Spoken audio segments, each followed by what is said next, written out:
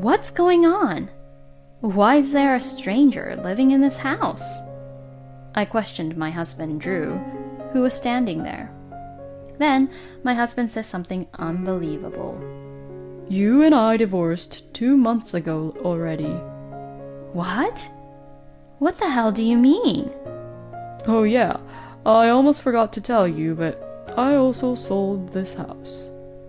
Excuse me? What on earth is this person talking about? But looking at my husband's triumphant look, it seems that Drew really thinks that there is nothing wrong with what he did. Wow, you know nothing at all, do you? My name is Lisa. I am 35 years old and I work for a company.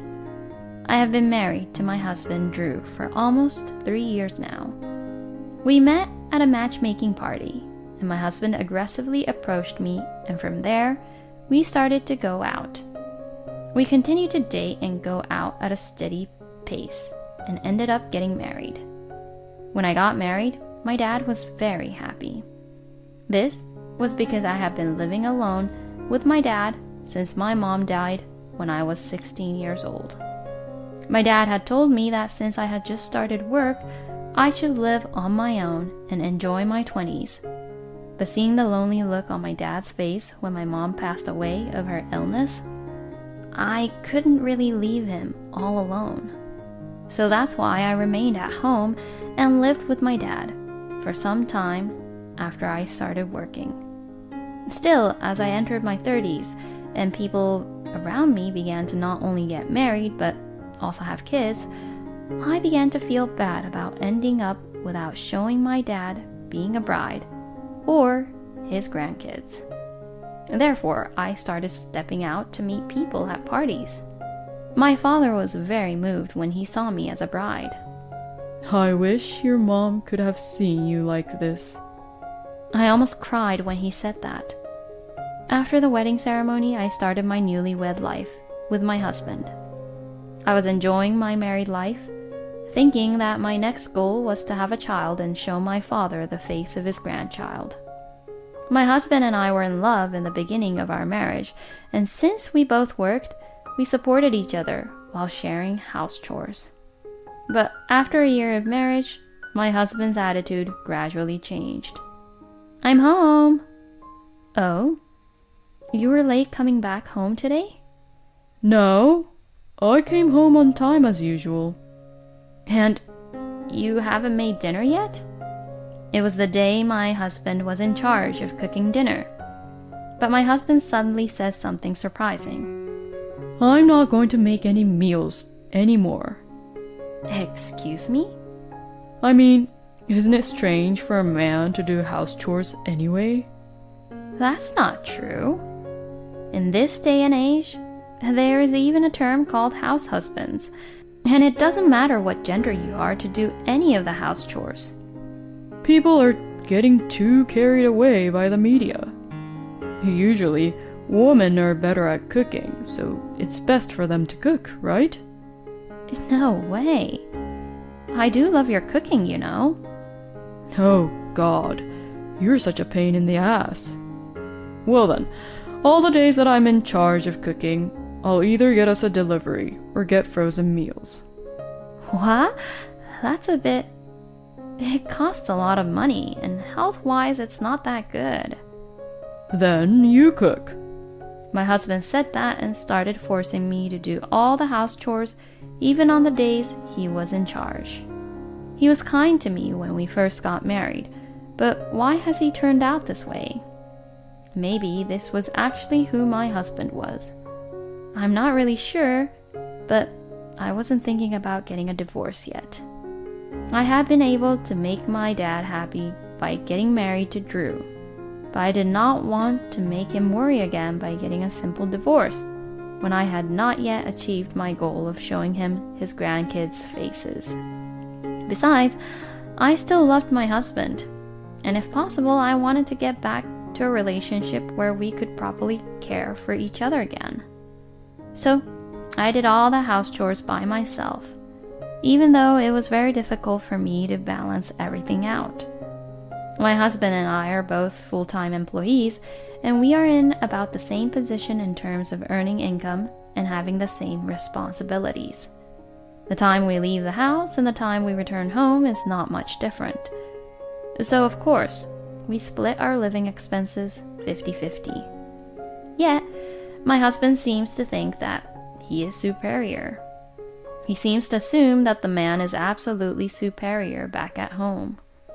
After 2 years of marriage, my husband has become a complete chauvinistic husband.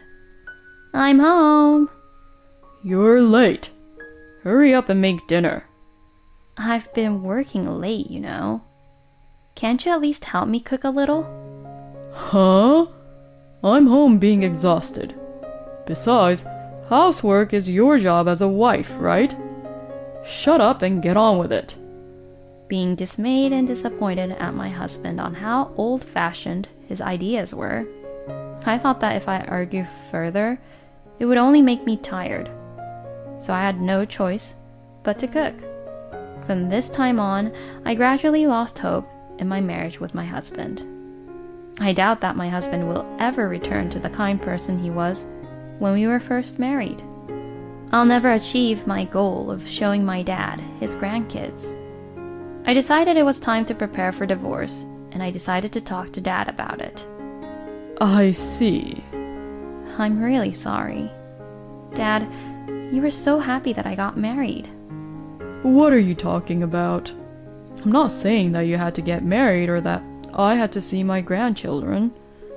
As long as you're happy, Lisa, I'm happy. So, if you can't spend your days smiling in your married life, don't force yourself to stay married. Dad, thank you. Since Dad said that to me, I decided to prepare for divorce. But then, I received a call from the hospital that Dad had collapsed. I had just come home from work and was preparing dinner. What? My dad? I told them I would be right there and started getting ready to go to the hospital. Then my husband stopped me and said, Hey, where are you going? Dad collapsed suddenly, and he got taken to the hospital, so I'm going to the hospital. I wanted to go to the hospital as soon as possible, but my husband says something unbelievable. What? What about my dinner? Huh? I'm starving. You better not go to the hospital and just hurry up and finish cooking my dinner. I despised my husband for what he had said. My love for him had long since disappeared. I mean, I came to really dislike him, or rather, his very existence had become impossible for me to handle. Before I knew it, I was yelling at him. I'm not your mother, you know. Don't be a grown man waiting to be fed like a baby bird. You should at least prepare your own dinner. My husband looked in shock that I said such a thing. I ignored him and left the house, got into the car, and drove to the hospital where my dad was taken. When I arrived at the hospital room, Dad was asleep on the bed. The doctor asked if I was his daughter, and when I said yes, he took me to another room and explained about Dad's condition. He told me that Dad had suffered a stroke while shopping at the supermarket, and that he had been visiting the hospital for several years because he had not been feeling well. I was surprised because I did not know that Dad had been visiting the hospital. The doctor told me that he would be in the hospital for a while and asked me to bring him a change of clothes and, if possible, to visit him frequently to check on him. I immediately agreed and decided to go there every day. But this hospital is quite far from my house. So, I decided to stay at my dad's house for a while because it was closer. But the problem was my husband. I could have divorced him at this point, but there are a lot of procedures and things that need to be done if that were to happen, so the timing is not right now. I went back to my house to take necessary things to live at my dad's place for a couple of months, taking advantage of the time when my husband was not at home. I explained the situation to my husband over text message and told him that I would live at Dad's place for a while and support my dad. And then, as expected, my husband said, Who'll cook meals during that time? What about house chores? He never said a word about his concern for my dad's condition. I don't even want to talk to him anymore. Thinking this, I replied, "I told you the other day, you are not a child, so do it yourself," and muted my husband's text message. Then I went to visit my father every day. "I'm sorry. I said I was divorcing Drew, so you got surprised and this happened." What are you talking about? Don't beat yourself up like that. The truth is, I wasn't feeling very well for a few years now. "Yeah, the doctor told me." I see. I didn't want to worry you, which is why I didn't tell you. I'm sorry about that. "No, but from now on, you have to be honest with me, okay? You're the only family I have."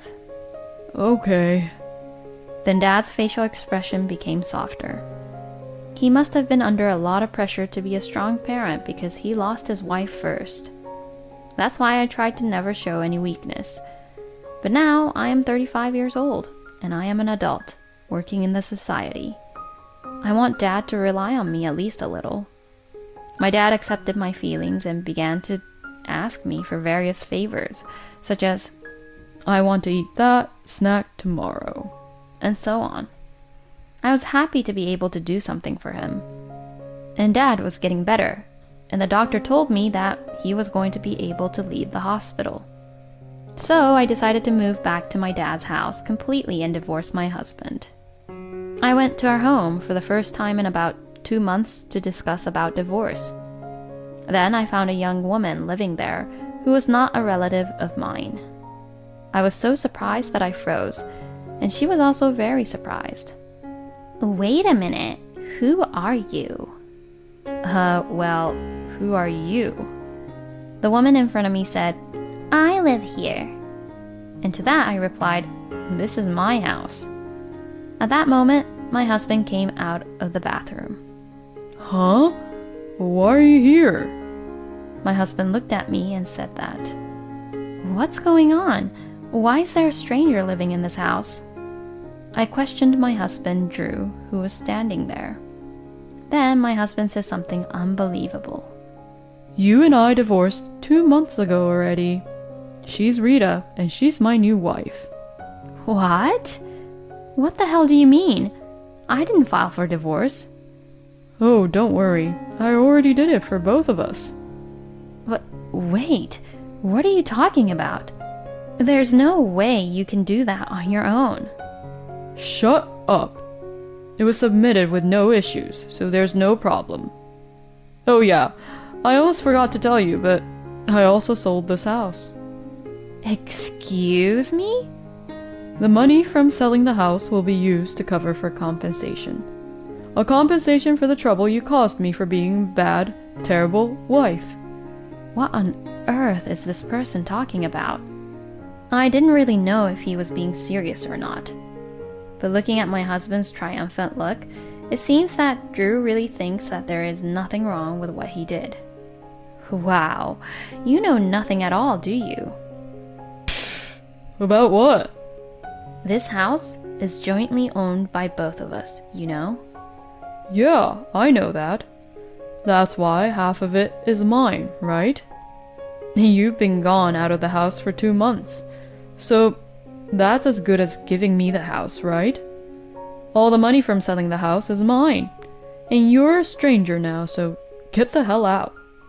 I don't have to tolerate this guy anymore. Fine.